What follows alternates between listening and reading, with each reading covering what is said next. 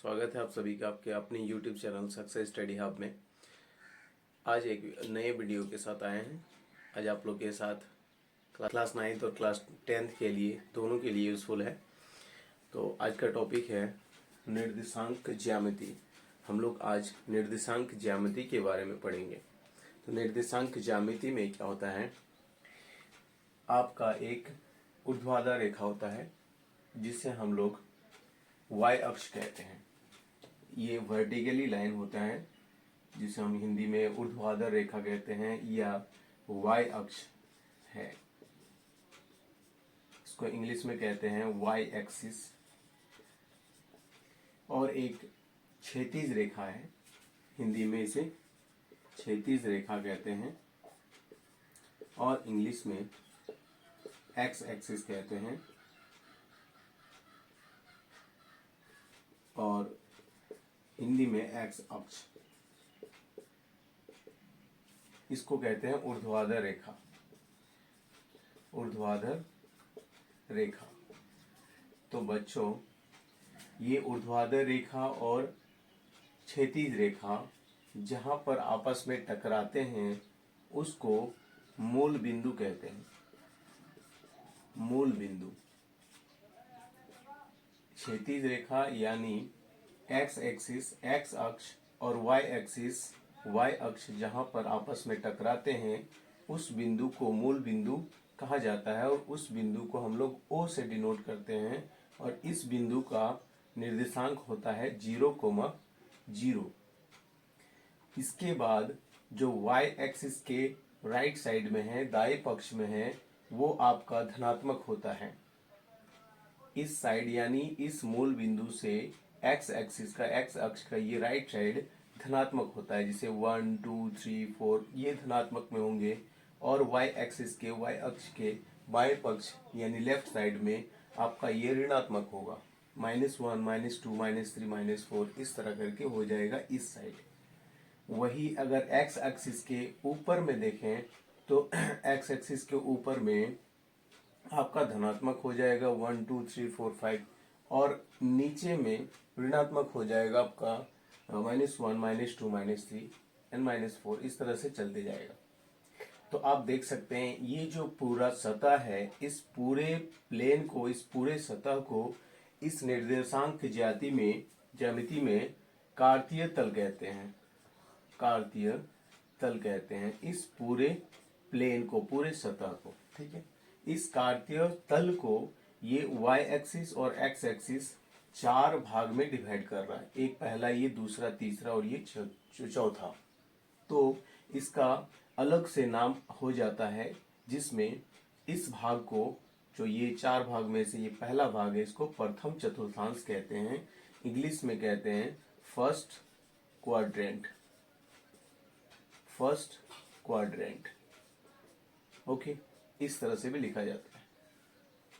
इस दूसरे पार्ट को कहते हैं द्वितीय चतुर्थांश। इंग्लिश में कहते हैं सेकंड क्वाड्रेंट।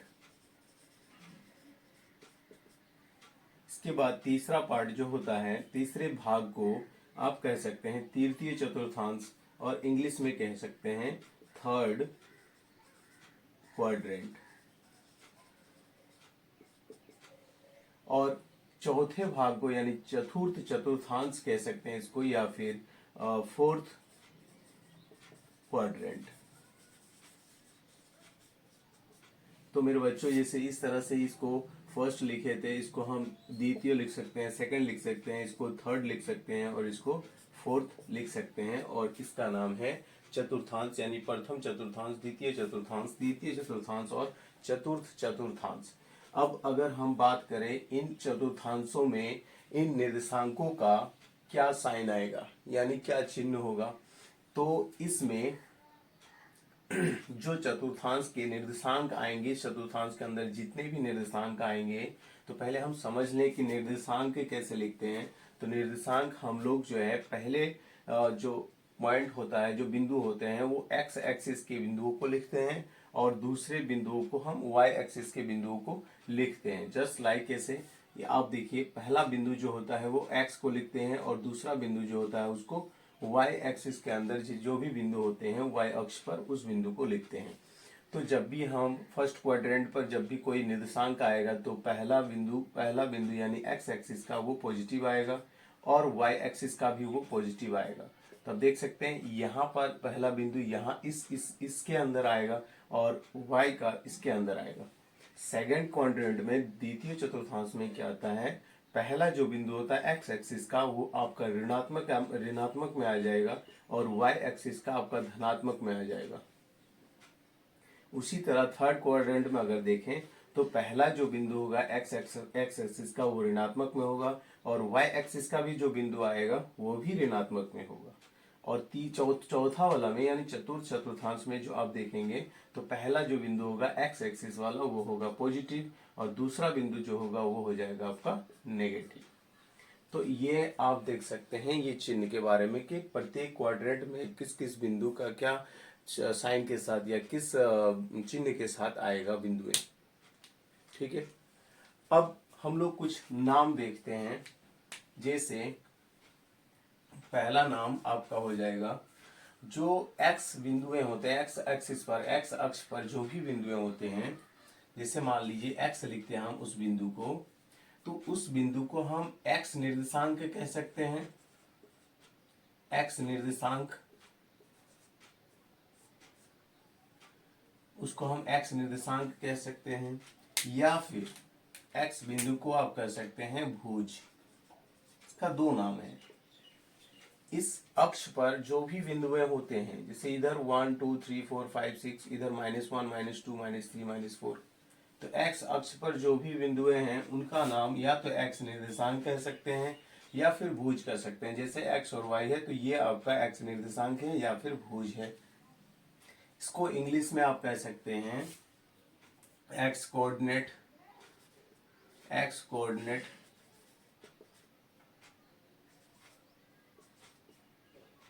या एब्सिस का,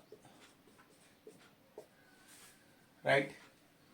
और दूसरा बिंदु जो होता है y का, उसको आप कह सकते हैं y निर्देशांक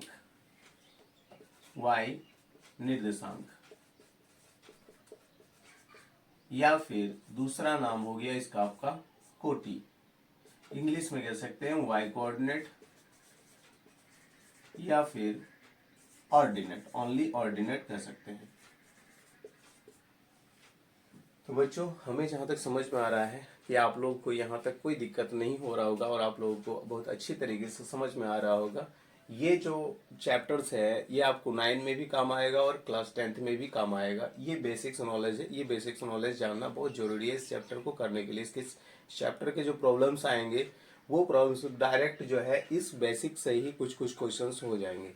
जैसे क्लास 9th में पूछेगा कि जैसे एक बिंदु निर्देशांक दिया हुआ रहेगा, इस निर्देशांक में डायरेक्ट पूछेगा कि इसका कोटि बताइए। आपको ऑर्डिनेट पूछेगा तो डायरेक्ट बताना है जो वाई निर्देशांक में यानी वाई पॉइंट जो रहेगा बिंदु वो आपका कोटि हो जाएगा या फिर ऑर्डिनेट हो जाएगा। अगर आपको यहाँ पर पूछे इस तरह से एक निर्देशांक दिया हुआ और उसमें पूछे एक्स निर्देशांक या भुज पूछा जाए तो क्या हो जाएगा, एक्स वाला बिंदु आपका भुज हो जाएगा। ठीक है, आगे एक क्वेश्चन है इसके अंदर कि इसमें जो है दो बिंदु रहते हैं। मान लीजिए कोई भी दो बिंदु रहेगा x1 y1 और x2 y2। अब इसमें उस दोनों बिंदुओं के बीच की दूरी निकालना है। ठीक है, मान लीजिए यहाँ पर एक बिंदु है और यहाँ पर एक बिंदु है। मान लीजिए ये कोई a बिंदु है और ये कोई b बिंदु है।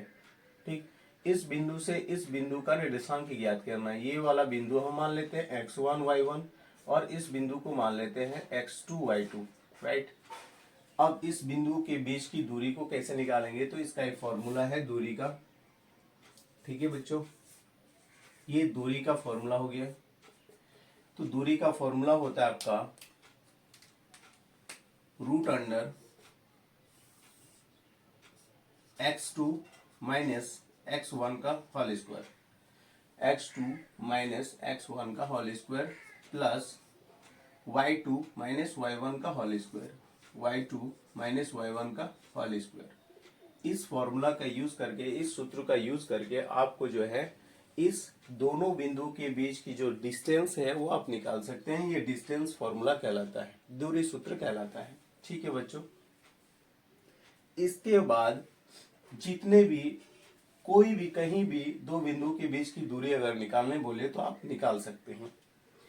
अगर इसमें मूल बिंदु से किसी एक बिंदु की दूरी निकालने बोला जाए, जैसे यहाँ मूल बिंदु ये है और ये बिंदु है, जैसे ओ बी या ओ ए की दूरी निकालने बोले कि ओ ए की दूरी क्या है, ओ एक बिंदु है और बी एक बिंदु है। ओ तो जानते ही हैं कि उसका निर्देशांक 0,0 होता है और कोई भी एक बिंदु दिया हो रहेगा उसका x1 y1 मान ले सकते हैं या x और y मान सकते हैं, कोई भी बिंदु। मूल बिंदु से जब भी दूरी निकालने बोलेगा, ठीक है, मूल बिंदु से दूरी, तो बच्चों मूल बिंदु से जब दूरी निकालने देगा तो आपको ये वाला फॉर्मूला का यूज करना है, x² minus plus x² plus y²। इस बिंदु का या इस फॉर्मूला का यूज करके हम यानी मूल बिंदु से किसी भी एक बिंदु की दूरी को हम निकाल सकते हैं। ये जो फॉर्मूला आता है वो इसी फॉर्मूला से आ जाता है। कैसे, आप यहाँ समझिए। जैसे मान लीजिए ये मूल बिंदु है, मूल बिंदु का निर्देशांक होता है 0,0 और कोई एक बिंदु जो रहता है वो होता है x और y मान लेते हैं। तो अब हम इसी फॉर्मूला का यूज करेंगे, डिस्टेंस फॉर्मूला, यहाँ से यहाँ तक निकालने के लिए। तो हम क्या करेंगे, जिस बिंदु का रहेगा उस बिंदु में x लिखेंगे और माइनस, और मूल बिंदु का एक बिंदु होता है वो 0 होता है तो यहाँ 0 लिखेंगे, x माइनस 0। उसी तरह यहाँ पे लिखेंगे y माइनस 0, तो y माइनस 0 y होता है, x माइनस 0 x होता है। तो x का स्क्वायर हो जाएगा और प्लस में y का स्क्वायर हो जाएगा। ये हो जाएगा मूल बिंदु से उस बिंदु की दूरी, मूल बिंदु से उस बिंदु की तक की दूरी को निकालने का फॉर्मूला, राइट। अब मान लीजिए कि आपको जो है कोई बिंदु है, मान लीजिए यहां से यहां तक की एक रेखा दी हुई दो बिंदु के बीच में ए बी। इस बिंदु का निर्देशांक है x1 y1 और इस बिंदु का निर्देशांक है x2 y2। ओके, अब इन दोनों बिंदु के बीच के एक बिंदु है P जो x और y है, x और y बिंदु हम मानते हैं, और इन दोनों बिंदुओं का ये मध्य बिंदु है, मिडिल पॉइंट है, मध्य बिंदु यानी मिडिल पॉइंट। ओके, तो क्वेश्चन में अगर कहा जाए कि इन दोनों बिंदुओं के बीच एक मध्य बिंदु यानी इस रेखा को ये समदूरस्थ या समदूरस्थ पर कट रहा है या फिर एक मध्य बिंदु है, इन दोनों के बीच एक मध्य बिंदु है, तो इस मध्य बिंदु का निर्देशांक ज्ञात कीजिए। इस मध्य बिंदु का निर्देशांक ज्ञात करने के लिए आपको क्या करना पड़ेगा, इसका भी एक फॉर्मूला है। इस मध्य बिंदु में देखो एक बार x और एक बार y निकालना है, यहाँ पर x1 y1 वहां पर x2 y2। तो आपको मध्य बिंदु का निर्देशांक निकालने के लिए डायरेक्ट इस फॉर्मूला का यूज कर सकते हैं। मध्य बिंदु का निर्देशांक, मध्य बिंदु का निर्देशांक, ठीक है, the coordinate of middle point, coordinate of middle point आप निकाल सकते हैं। बच्चों इंग्लिश वाले जो बच्चे हैं वो आप मेरे जब हम बोलेंगे तो उसको समझ लेना है, कोऑर्डिनेट ऑफ मिडिल पॉइंट या मिड पॉइंट। तो आपका ये फॉर्मूला यूज करना है आपको कोऑर्डिनेट ऑफ मिड पॉइंट का।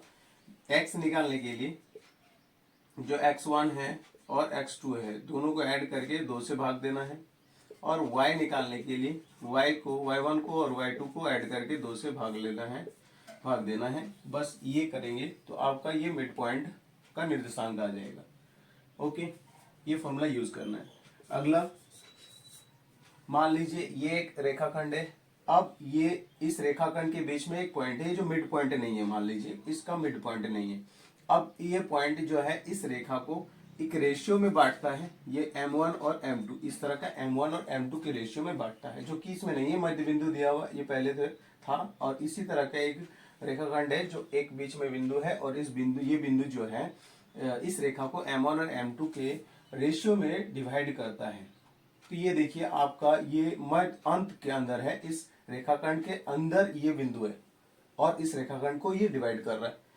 तो ये हो गया आपका विभाजन सूत्र, सेक्शन फॉर्मूला। इस विभाजन सूत्र का फॉर्मूला होता है, विभाजन सूत्र का फॉर्मूला होता है